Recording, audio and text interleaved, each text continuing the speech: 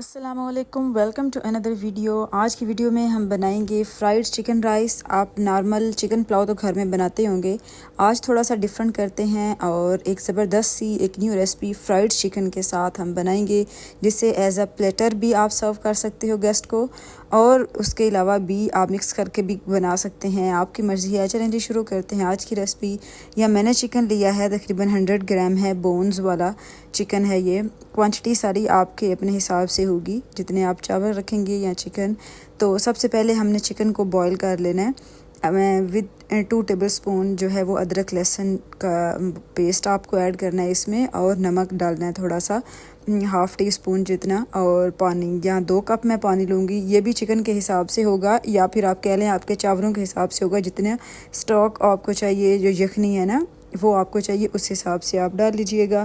یا میں نے ½ ٹی اسپون جو ہے وہ میں نے نمک ایڈ کیا، 2 کپ پانی، اور 2 ٹیبل اسپون ادرک لہسن، اور یہ ایک ہے سینیمن جو الائچی ہے نا اس کا ایک پیس ہے، تو میں اسے بوائل ہونے کے لیے رکھ دوں گی۔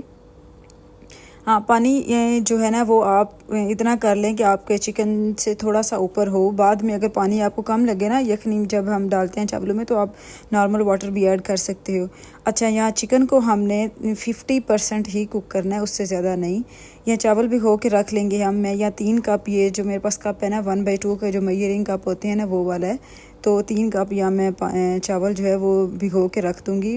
وہ آپ چاول اسی طرح بھگوئیں گے جس طرح آپ نارمل جو ہے نا گھر میں چاول بھگونے کے جو بھی آپ کا ٹائم ہے، لائک سارے چاول سیم ٹائم پہ ہی نہیں بھگوئے جاتے، کچھ 15 منٹ انف ہوتے ہیں، کچھ آدھا گھنٹہ، تو وہ آپ اس حساب سے کریں گے۔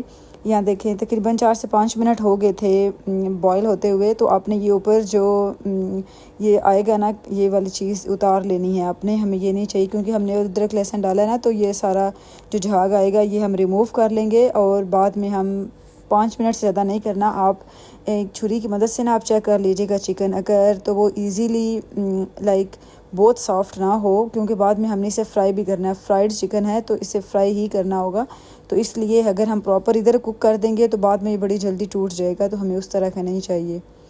یہ دیکھیں اب آلموسٹ ڈن تھا، یہ 5 منٹ زیادہ سے زیادہ لگیں گے، اس سے زیادہ نہیں، یا میں چیک کر لوں گی چھری کی مدد۔ یہ دیکھیں کیونکہ کچا نہیں ہونا چاہیے، یہ دیکھیں پراپر جو ہے نا ایزیلی چھری اندر جا رہی تھی، تو مطلب اب ہم چکن جو ہے وہ ریموو کر لیں گے، اور یہ جو یخنی ہمارے پاس بچے گی اسے بھی ہم سائڈ پہ رکھ دیں گے دوبارہ ری یوز کرنے کے لیے۔ چکن کے سارے پیس میں رکھ دوں گی ٹھنڈے ہونے کے لیے، اور بعد میں نیکسٹ بتاؤں گی کہ ہم نے کیا کرنا ہے اس کے ساتھ۔ اب یہ یخنی ہے، اسے چھاننے کی ضرورت نہیں ہے، ادرک لہسن ہے، ہم ایسے ہی یوز کر لیں گے۔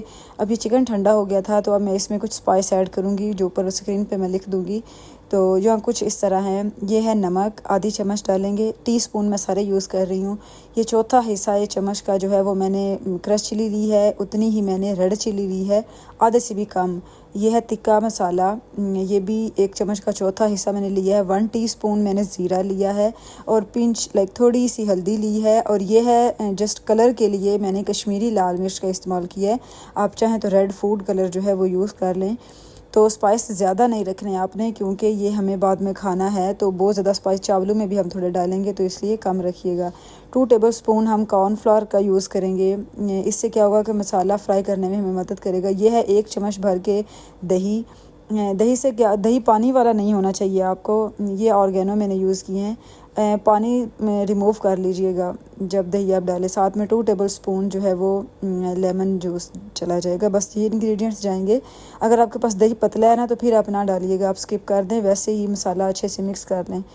تو اگر تھوڑا تھک والا ہے تو آپ یوز کر لیں، وہ اچھا ہوگا، چکن میں بڑا اچھا فلیور آئے گا۔ اب اسے اچھے سے مکس کریں گے 15 سے 20 منٹ کم سے کم، تو آپ اسے میرینیٹ کر کے لیے رکھیں گے آپ، تب تک باقی کوئی کام کر لیں، لیکن اتنا ٹائم آپ ضرور دیں۔ جب اتنا ٹائم 15 سے 20 منٹ گزر جائے نا، تب آئل گرم کریں، بہت زیادہ بھی نہیں کرنا، اور بس میڈیم فلیم پہ آئل کو گرم ہونے کے لیے رکھ دیں، اور اس کے بعد جو چکن جو ہم نے یہ دیکھیں میرینیشن کی ہوئی تھی، اب اسے ہم اس میں فرائی کر لیں گے۔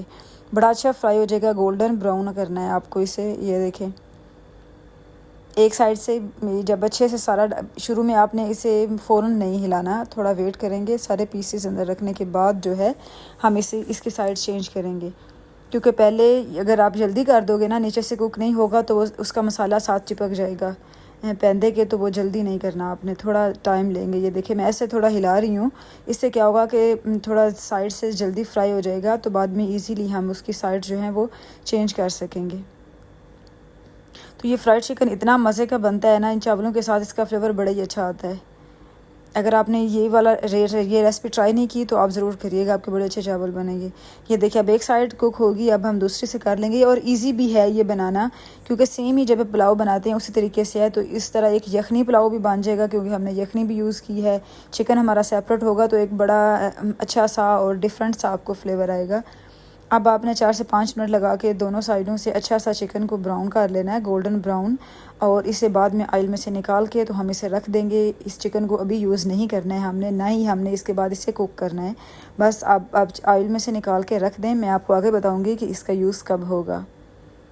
تو یہ سارا ہو گیا ڈن۔ اب ہم چلتے ہیں نیکسٹ اسٹیپ چاول پکانے کے لیے۔ تو یہاں آپ تھوڑا بڑی جو ہے وہ دیچکی لے لیں، اس میں آدھا کپ جتنا آپ آئل ڈالیں، یا پھر آپ کے چاولوں کی کوانٹٹی کے حساب سے اس میں تھوڑے کھڑے مسالے جائیں گے، جس میں ایک سنیمن کا پیس ڈالا ہے میں نے، بادیان کا پھول ہے ایک، اور تھوڑا سا زیرہ جائے گا۔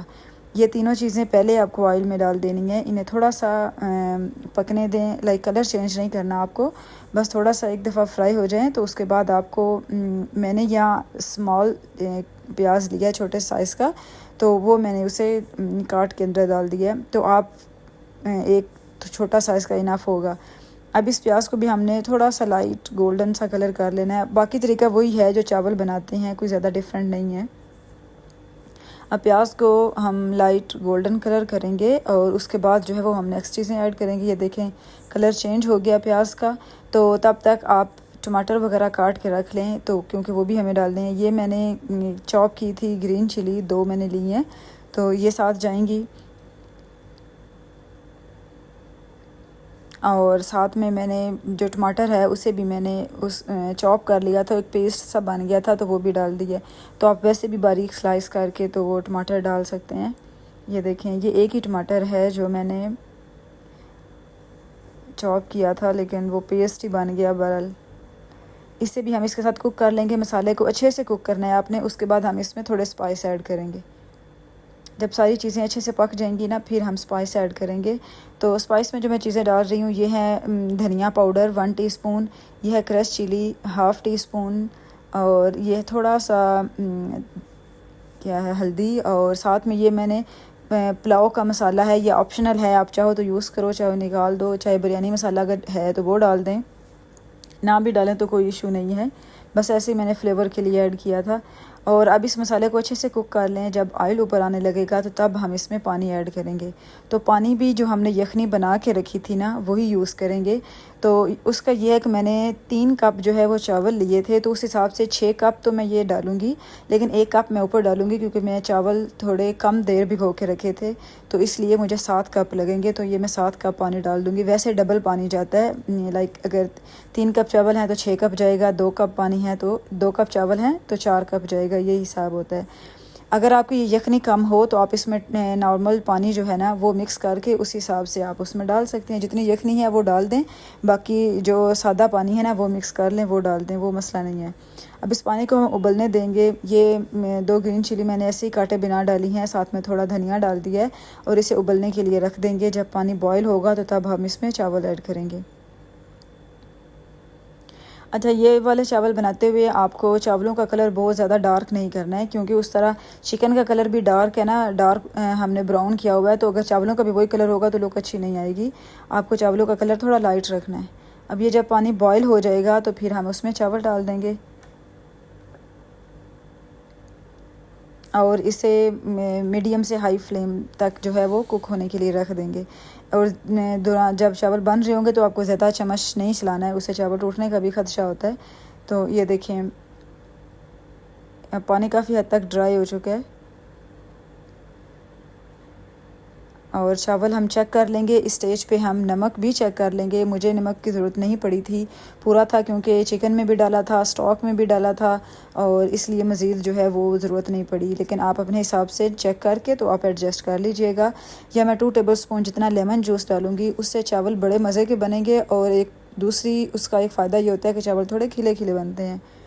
اب یہ دیکھیں، میں آپ کو اس لیے یہ قریب سے دکھا رہی ہوں کہ جب اتنا پانی رہ جائے گا تو تب ہمیں چکن اس کے اوپر رکھنا ہے، یعنی میکسیمم پانی ڈرائی کر لینا ہے تاکہ چکن جو ہے نا وہ ہمارا اس کے اندر مکس نہ ہو جائے جب دم دینے سے تھوڑی دیر پہلے۔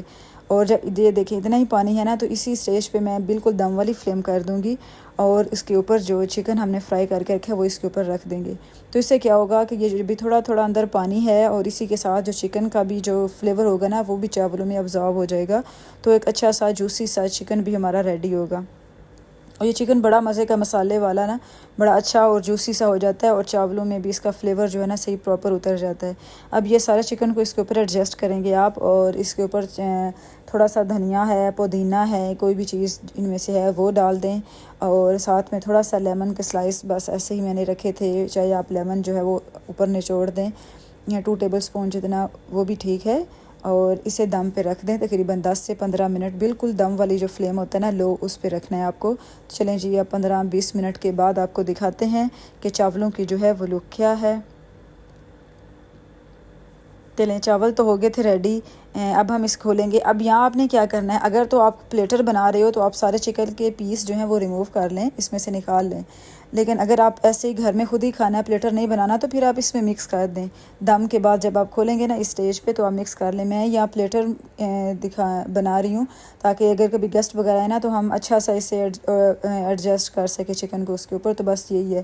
یہ چکن میں سارا نکال لوں گی اور چاول جو ہے وہ پلیٹ میں سب سے پہلے ڈالیں گے، اور اس کے اوپر ہم دوبارہ چکن کو اچھے سے ایڈجسٹ کر کے رکھ دیں گے، اور ایک بڑی مزیدار سی ایک پلیٹر کی جو لک ہے نا وہ ہم دیں گے ان چاولوں کو۔ یہ دیکھیں، امید ہے آپ کو میری آج کی ریسپی بھی اچھی لگی ہوگی، اور یہ آپ ریسپی ضرور ٹرائی کریے گا، مجھے کمنٹس میں بتائیے گا آپ کو کیسی لگی۔ چلیں، اب میرے چینل کو سبسکرائب کر لیں، بیل آئکن کا بٹن بھی پریس کریں تاکہ آپ میری مزید نئے آنے والی ویڈیوز بھی دیکھ سکیں۔ تو یہ تو پراپر ہو گئی ڈن، ایک پلیٹر کی فارم میں ہم نے ریڈی کیا ہے اس چکن کو بھی اور چاولوں کو بھی۔ تو چلیں جی، ویڈیو کو اینڈ کرتے ہیں، اپنا بہت خیال رکھیے گا، اللہ حافظ۔